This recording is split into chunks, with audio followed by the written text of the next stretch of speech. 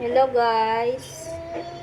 Nag-iimbento ako ngayon guys ng ulamin ng aking anak. Kasi nga naghahanap sila ng chicken nuggets.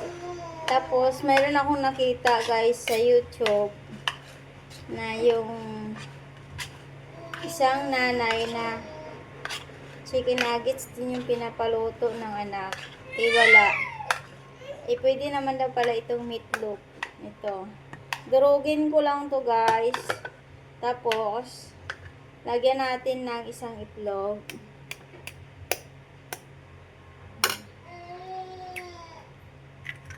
Isang itlog. Tapos, lagyan ng harina para mabuo. Yung meatloaf guys, kailangan natin durugin ng husto. Tapos kung wala kayong pangdurog, sa akin ito na lang tinidor. Para madurog. Ito na guys. Yan. Kompleto na siya guys. Buuhin ko na siya. Hugas muna tayong kamay. Try natin guys yung mabuo na to.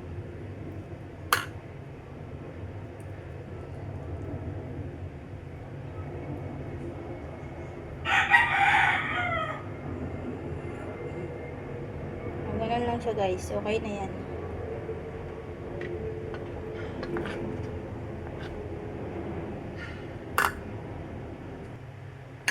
Ito guys, buo na siya. Pagawa tayo ng 15 piraso.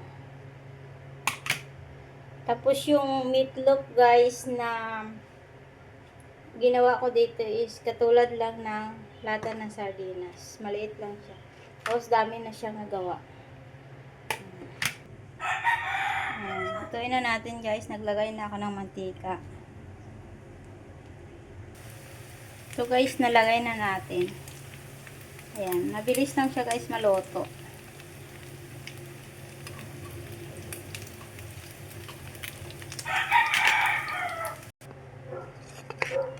Guys, luto na siya. Bango niya guys. Ayan, papatikim ko na siya guys sa anak ko. Ayan, thank you for watching.